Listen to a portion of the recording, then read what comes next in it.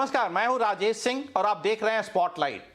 अगर आप कक्षा 12 के एग्जाम दे चुके हैं या देने वाले हैं तो आपको पता ही होगा कि अब कॉलेज या यूनिवर्सिटी में एडमिशन के लिए आपको CUET या कॉमन एंट्रेंस टेस्ट देना होगा। जैसा कि IIT इंजीनियरिंग के लिए IIT जी या मेडिकल के लिए नीट होता है। कॉमन एंट्रेंस में बैठने के लिए आपको इस बात की फिक्र नहीं करनी है कि आपकी 12वीं में कितने नंबर आते हैं। एक मिनिमम क्वालिफाइंग मार्क्स हो सकता है। इस कॉमन एंट्रेंस को लेकर छात्रों के जहन में जितने भी सवाल हैं, जैसे कि इसकी प्रक्रिया क्या होगी, एडमिशन कैसे होगा, कितना वक्त लगेगा, एग्जाम कब होगा, हमारी कोशिश होगी कि आपको इस शो के थ्रू इन सारे बातों का जवाब दें और आपके सारे कंफ्यूजन दूर हों। और इसका जवाब देने के लिए हमारे साथ खुद UGC के चेयरमैन जुड़ेंगे, लेकिन सबसे पहले देखिए हमारा ये खास रिपोर्ट।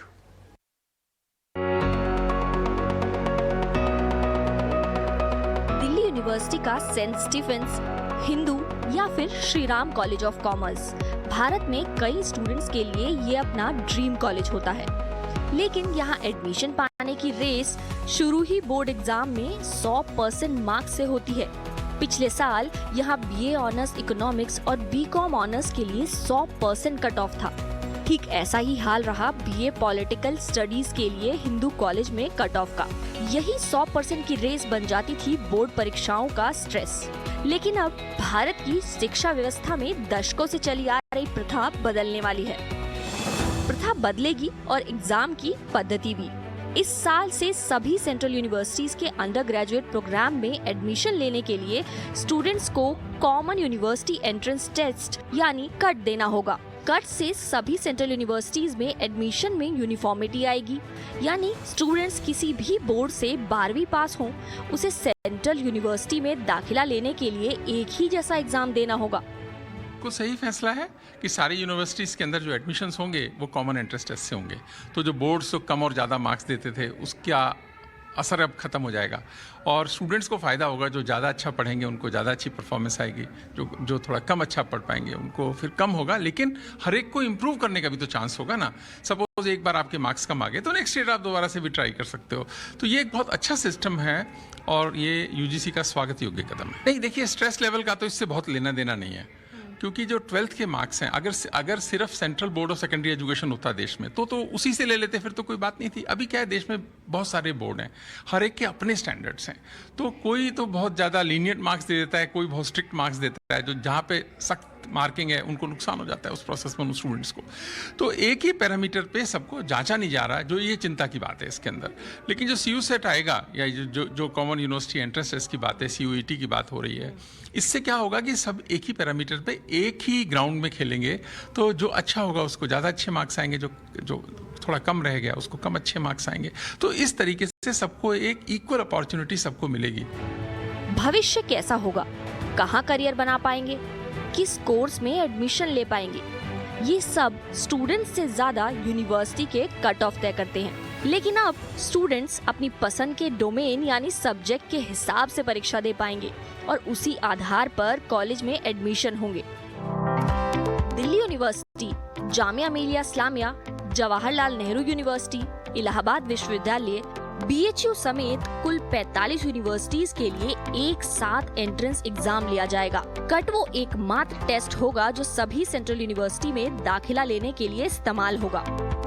ये एक कंप्यूटर बेस्ड टेस्ट होगा जिसे नेशनल टेस्टिंग एजेंसी कराएगी। परीक्षा 12वीं के NCERT के सिलेबस पर ही आधारित होगी और मल्टीपल चॉइस सवाल भी होंगे। 2 अप्रैल से 30 अप्रैल के बीच इस टेस्ट के लिए ऑनलाइन एप्लीकेशन फॉर्म भर सकते हैं। खास बात ये है कि छात्र ये परीक्षा हिंदी, अंग्रेजी, बांग्ला, तमिल, तेलुगु, कन्नड़, मलयालम, मराठी, गुजराती, पंजाबी, उर्दू, ओडिया या फिर असमिया यानी कुल 13 भाषाओं में से किसी में भी दे सकते हैं। इन 13 भाषाओं के अलावा फ्रेंच, जर्मन, कोंकणी, कश्मीरी जैसी 20 अन्य भाषाएं भी शामिल हैं। क्योंकि परीक्षा पहली बार होने जा रही है तो अब आपको बताते हैं कि एग्जाम का पैटर्न कैसा होगा। दरअसल परीक्षा में 3 सेक्शन हैं। पहला सेक्शन भाषा में छात्र की दक्षता को परखेगा और 50 में से 40 सवालों के जवाब देने होंगे। वहीं दूसरा सेक्शन डोमेन सब्जेक्ट का, यानी जिस सब्जेक्ट में आप आगे की पढ़ाई करना चाहते हैं उसका होगा। जैसे कि accounts, biology, chemistry, business studies, economics, history, computer science, legal studies जैसे कुल 27 सब्जेक्ट डोमेन के तौर पर विकल्प में दिए जाएंगे। यहाँ स्टूडेंट्स अधिकतम 6 डोमेन चुन सकते हैं। यहाँ भी 50 में से 40 सवालों के जवाब देने होंगे और हर डोमेन के लिए 45 मिनट का समय दिया जाएगा। और आखिरी सेक्शन है जनरल टेस्ट का, जहाँ करंट अफेयर्स, लॉजिकल और analytical reasoning, mental ability, general knowledge और 8वीं तक के मैथमेटिकल कॉन्सेप्ट से जुड़े सवाल शामिल होंगे। यहाँ छात्रों को 75 में से 60 सवालों के जवाब देने होंगे। ये परीक्षा पहली बार होने जा रही है, यानी कि छात्रों में उलझनें तो जरूर होंगी। ना कोई मॉक टेस्ट जिसे देखकर वो ये समझ सकें कि पेपर कैसा आएगा, ना ही प्लानिंग को लेकर कोई सफाई। छात्रों की ओर से अब भी मेहनत जरूरी है। उन्हें अपनी पसंद की यूनिवर्सिटी के कोर्स के मुताबिक डोमेन और सवाल चुनने होंगे।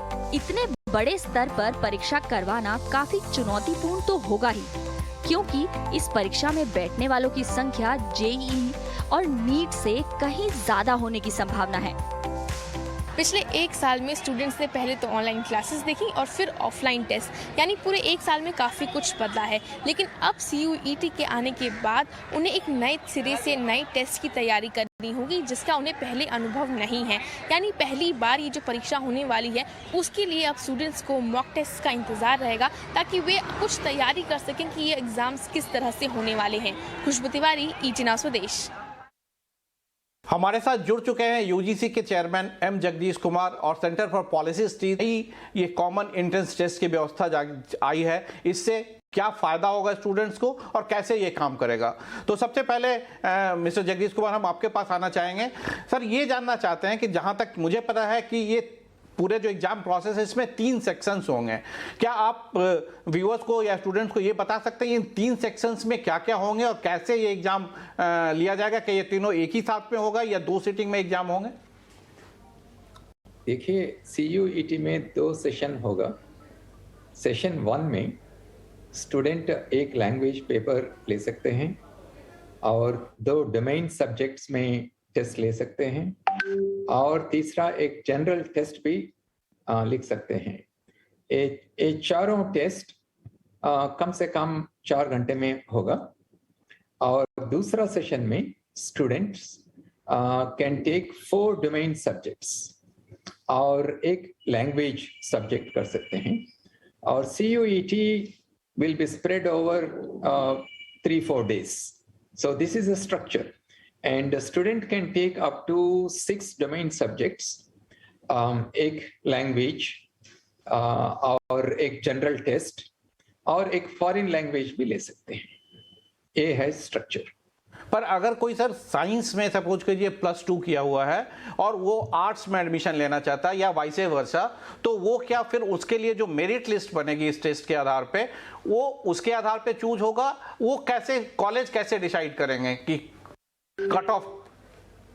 देखिए, NEP में मल्टी डिसिप्लिनरी एजुकेशन को बहुत प्रोत्साहन देता है, और जैसा JNU जैसा यूनिवर्सिटीज हैं, इसमें आपका +2 में कोई भी सब्जेक्ट हो, बायोलॉजी हो, इकोनॉमिक्स हो, हिस्ट्री हो, JNU अंडर ग्रेजुएट प्रोग्राम्स में सभी स्टूडेंट्स ने एक जनरल टेस्ट लिख के ज्वाइन कर सकते हैं undergraduate programmes in foreign languages. और किस यूनिवर्सिटीज में ऐसा भी हो सकता है कि मैं बायोलॉजी में स्टडी किया 12th स्टैंडर्ड, लेकिन मैं BA इकोनॉमिक्स में ज्वाइन करना चाहता हूँ, ये भी पॉसिबल है। लेकिन CUET इसको it will not tell that no, you can go across the disciplines or you have to stick to only your discipline. ये तो ये यूनिवर्सिटी का एडमिशन पॉलिसी है। कुछ यूनिवर्सिटीज परमिट करेंगे क्रॉस डिसिप्लिनरी एडमिशन, कुछ यूनिवर्सिटीज नए करेंगे, तो ये तो यूनिवर्सिटी का एडमिशन पॉलिसी है। लेकिन NEP में हम क्रॉस डिसिप्लिनरी एडमिशन के लिए बहुत प्रोत्साहन देते हैं। मेरा कुछ सवाल ये था सर कि अगर जैसे कि अगर हम जी देते हैं ज्वाइंट एंट्रेंस एग्जाम आईआईटीज के लिए देते हैं तो वहाँ ये लड़के को पता होता है, स्टूडेंट को पता होता है उसे इंजीनियर बनना है। अगर नीट देता है तो उसे ये पता होता है वो डॉक्टर बनना है। लेकिन अगर ग्रेजुएशन जनरल ग्रेजुएशन के कोर्स करें तो उसे बीएससी फिजिक्स ऑनर्स करना है, इकोनॉमिक्स ऑनर्स करना है या बीकॉम करना है। तो इसका डिसीजन कैसे इस टेस्ट के आधार पे होगा कि उसे कौन सा सब्जेक्ट मिलेगा? क्या वो स्टूडेंट से ऑप्शन मांगा जाएगा और कॉलेज में मेरिट के हिसाब से डिसाइड होगा, या उसके जो टेस्ट में जो नंबर आते हैं उसके आधार पे होगा? देखिए, आप जो कहा ठीक है। ये जनरल अंडरग्रेजुएट प्रोग्राम्स में बहुत वैरायटी होता है, अनलाइक इंजीनियरिंग में, मेडिसिन में। उसीलिए हम स्टूडेंट्स को ये बता रहे हैं कि आप पहले यूनिवर्सिटी का एडमिशन पॉलिसी को देखिए। बीए हिस्ट्री में ज्वाइन होना चाहिए तो आप कौन सा टेस्ट लेना है CUET में, तो वो देखने के बाद आप CUET में डोमेन सब्जेक्ट्स को चूज कीजिए। ये हम बता रहे हैं। तो यूनिवर्सिटी का एडमिशन पॉलिसी को पहले ही इन्होंने अनाउंस करना है इनका वेबसाइट में, स्टूडेंट्स को हेल्प करने के लिए कौन सा सब्जेक्ट्स में इन्होंने टेस्ट लेना है CUET। बहुत बहुत धन्यवाद सर। अब हम प्रोफेसर अनुराग मेहरा के पास आएंगे, आपसे भी हम बात करते रहेंगे। आपको प्रोफेसर अनुराग मेहरा, आपसे हम ये जानना चाह रहे हैं, क्या आपको लगता है कि ये नया सिस्टम कितना फायदेमंद है? और अगर हम ये कहें कि CBSE के स्टूडेंट, क्योंकि इसमें NCERT के सिलेबस के आधार पर ये कॉमन एंट्रेंस टेस्ट होगा, तो बाकी स्टेट गवर्नमेंट के बच्चों के लिए क्या ये डिसएडवांटेजेस होगा? आपका सवाल यह है कि NCERT वर्सेस जो बाकी स्टेट बोर्ड्स हैं उनमें स्टूडेंट्स को किस तरह का एक डिफरेंशियल अनुभव होगा। तो अनुभव तो डिफरेंशियल होगा, क्योंकि बहुत सारे स्टेट गवर्नमेंट्स के जो 12वीं के सिलेबस है वो NCERT से पूरी तरह से मैच नहीं करते हैं। और अगर टेस्ट NCERT के सिलेबस से बेस्ड है तो ऑब्वियसली वो बोर्ड्स जिनका NCERT के साथ ज्यादा तालमेल बैठता है वो स्टूडेंट्स जो है उनके लिए ज्यादा आसान पड़ेगा। हालांकि ये रहता है कि CUET ने अनाउंस किया है तो जो उसके लिए बैठने वाला है वो स्टूडेंट को खुद भी थोड़ा सा इस बात के बारे में अलर्ट रहना है कि भाई हमको इस सिलेबस से वाकिफ होना है, लेकिन वो हमेशा पॉसिबल नहीं होता है। बिल्कुल, और चूंकि ये पहली बार ये एग्जाम हो रहा है तो काफी कंफ्यूजन है। मिस्टर जगदीश कुमार, आपसे हम इस चीज पर रिएक्शन लेना चाहेंगे कि आपको क्या लगता है कि ये डिसएडवांटेजेस होगा स्टेट बोर्ड से पास किए हुए स्टूडेंट्स के लिए, क्योंकि वो NCERT सिलेबस से उन्हें पढ़ाया नहीं जाता है? देखिए, NCERT सिलेबस को कम से कम 21 स्टेट्स ने अडॉप्ट किया और बाकी स्टेट्स में इनका सिलेबस होगा। कुछ डिफरेंसेस तो हैं NCERT सिलेबस और स्टेट सिलेबस के बीच में। उसलिए हम क्या किया, CUET टेस्ट में 50 क्वेश्चंस रहेगा हर एक पेपर में, लेकिन स्टूडेंट्स सिर्फ 40 क्वेश्चंस को आंसर करना है। और जब नेशनल टेस्टिंग एजेंसी का एक्सपर्ट्स जब एक क्वेश्चन पेपर सेट करेंगे, इनको ध्यान में रख के जो डिफरेंसेस होगा स्टेट सिलेबस और NCERT सिलेबस को बीच में जो डिफरेंसेस होगा, इसको ध्यान में रख के ही क्वेश्चन पेपर सेट करेंगे, so that the students are not disadvantaged about it. दूसरा ये भी कहा जा रहा है कि इस साल तो एग्जाम एक बार होंगे, लेकिन अगले साल से शायद एग्जाम साल में 2 बार होंगे। IIT के लिए जैसे 3 बार होते हैं, तो अगर IIT का जी में जो एग्जाम होता है उसमें बेस्ट ऑफ परफॉर्मेंस जो स्टूडेंट होता है उसके आधार पे मेरिट लिस्ट बनता है, क्या यहाँ पे भी वही होगा? देखिए, ये पहले बार हो रहा है, इसलिए सभी सेंट्रल यूनिवर्सिटीज में ये हम कंपलसरी किया और बहुत डीम टू बी यूनिवर्सिटीज भी इसको अडॉप्ट कर रहा है। सभी स्टेट यूनिवर्सिटीज को भी मैं मैसेज भेजा कि आप CUET अडॉप्ट कीजिए। बहुत स्टेट यूनिवर्सिटी वाइस चांसलर से भी मैं डिस्कशन कर रहा हूँ। देखिए, आगे टाइम में हम CUET को ट्वाइस इन ए ईयर भी हम कंडक्ट करने के लिए कोशिश कर रहा है। और दूसरी चीज जो ये जानना चाहते हैं, क्या इसमें बैक ईयर, अगर कोई स्टूडेंट जैसे 2021 में 12th किया हो और वो 2022 का CUET देना चाहता है, तो क्या वो उनके लिए एलिजिबल होंगे या उसके लिए भी कुछ एज क्राइटेरिया वगैरह अलग से बना गया है कि आप सिर्फ फ्रेश बैच के बच्चे ही दे सकते हैं? अभी तक जैसा जेईई में है जो कंडीशंस सीयूईटी में नहीं है, तो ये पूरा एडमिशन पॉलिसीज जो यूनिवर्सिटी का है इसके ऊपर आधार है। तो देखेंगे आगे समय में जो हम करेंगे स्टूडेंट्स को बेनिफिट रहने के लिए हम करेंगे, रिस्ट्रिक्टिव नहीं करेंगे। फिर कुछ ऐसे कॉलेजेस हैं सर, जैसे कि दिल्ली यूनिवर्सिटी में स्टीफेंस कॉलेज है या जामिया मिलिया यूनिवर्सिटी है, वहां पे कुछ माइनॉरिटी स्टूडेंट्स के लिए ज्यादा रिजर्वेशंस होते हैं। क्या वहां पे एडमिशन अभी भी उसी आधार पे होंगे क्या कि उन्हें फिर सीयूईटी एग्जाम को फॉलो करना होगा अगर वो सेंट्रल यूनिवर्सिटी है तो? इसके बारे में तो हम बिल्कुल साफ किया, सभी यूनिवर्सिटीज को हम बता दिया कि आपका यूनिवर्सिटी में जो रिजर्वेशन है, माइनॉरिटी इंस्टीट्यूशंस में कुछ माइनॉरिटी स्टूडेंट्स को रिजर्वेशन है और कुछ दूसरा यूनिवर्सिटीज में इनका अपनी स्कूल का स्टूडेंट्स जो है इनका रिजर्वेशन है, कुछ यूनिवर्सिटीज में लोकल स्टूडेंट्स को रिजर्वेशन है। ये पूरा कुछ भी चेंज नहीं होगा सीयूईटी अडॉप्ट करने के बाद। जो एडमिशन पॉलिसीज और एग्जिस्टिंग रिजर्वेशंस जो है वही रहेगा। बिल्कुल, हम अनुराग मेहरा सर आपके पास आना चाहेंगे कि आपसे हम ये जानना चाह रहे हैं, आपको अगर हम ओवरऑल पूछे कि ये नई व्यवस्था जो वो स्टूडेंट्स के लिए फायदेमंद है ओवरऑल, या पहले साल में तो काफी प्रॉब्लम होगी, नीट भी जब इंट्रोड्यूस किया गया था तो पहले ईयर काफी दिक्कतें आई थी, तो आप पर overall in the long run आपको क्या लगता है इससे कि पूरे देश में एक सिलेबस, एक एजुकेशन स्टैंडर्ड आ सकता है? देखिए, प्रॉब्लम ये है कि जिस सीक्वेंस में काम होना चाहिए उसके उल्टे सीक्वेंस में काम हो रहा है। अगर आप एक एग्जाम रखना चाहते हैं तो पहले आपको एक सिलेबस की कोशिश करनी चाहिए। दूसरी प्रॉब्लम इसमें ये है कि जो आप लॉन्ग टर्म नजरिए से पूछ रहे हैं कि इसका क्या असर पड़ेगा, तो देखिए कुछ असर तो बहुत साफ हैं कि ऑलरेडी बच्चे जो हैं वो स्कूल को सीरियसली कभी लेते हैं कभी नहीं लेते हैं, और अभी जब ये हो जाएगा कि बोर्ड एग्जाम खाली हमें क्लियर करना है, उसकी उससे अधिक कोई बहुत ज्यादा वैल्यू नहीं है, तो मेरे हिसाब से स्कूल के अटेंडेंस, ओवरऑल पार्टिसिपेशन और इन सब चीजों पे उसका एक फर्क पड़ेगा। और थोड़ा एक तरह से अगर कहा जाए तो स्कूल सिस्टम को हमने एक सेंस में अबैंडन कर दिया है। वो है, फिजिकली एग्जिस्ट करता है, लेकिन उसका बहुत ज्यादा महत्व नहीं है। महत्व अब इस सेंस में तो है कि सीयूईटी में भी वो लगेगा जो आप पढ़ेंगे।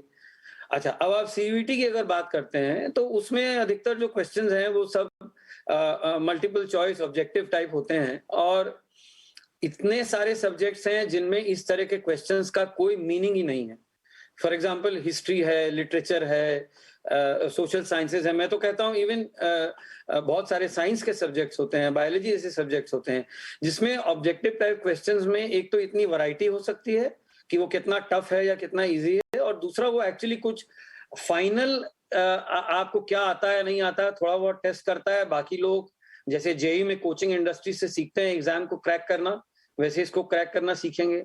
स्कूलों में जो थोड़ी बहुत एम्फेसिस होती है रीडिंग राइटिंग में, और मैं ये कहूंगा कि देश में स्कूल के बच्चों में एक्सेप्ट फॉर कुछ एलीट स्कूल्स, लिखना और पढ़ना बच्चों को बहुत ही, मतलब उसकी इतनी हीनता है, वो इतना कम है कि उनको बाद में बहुत तकलीफ होती है, उनसे कोई भी सवाल जवाब ठीक से नहीं हो पाता है। उसका नतीजा ये होता है कि अब हम ऐसे स्टूडेंट ट्रेन करेंगे जो हमेशा 4 ऑप्शन के टर्म्स में बात करेंगे।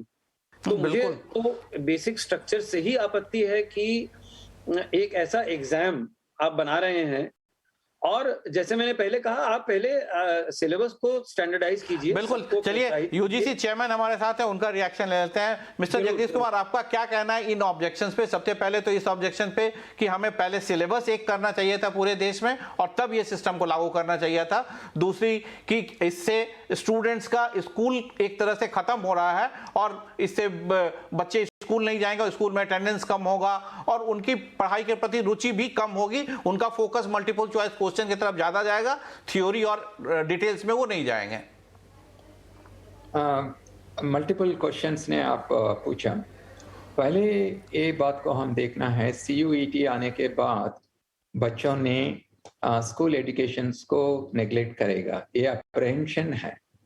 आप देखिए आईआईटी एडमिशन्स में जो जेईई लिखेगा और आईआईटी में ज्वाइन करते हैं, इनका परफॉर्मेंस आप देखें तो देखिए 95% of students those who join in IITs, इनका स्कूल परसेंटेज 80% से ज्यादा है। बहुत कम परसेंटेज लोग बिलो 80% आईआईटी में एडमिशन्स लेता है। ये ऐसा नहीं, if they are neglecting their school education, they would not have got 80% and above in their school education. ये पहले बात है।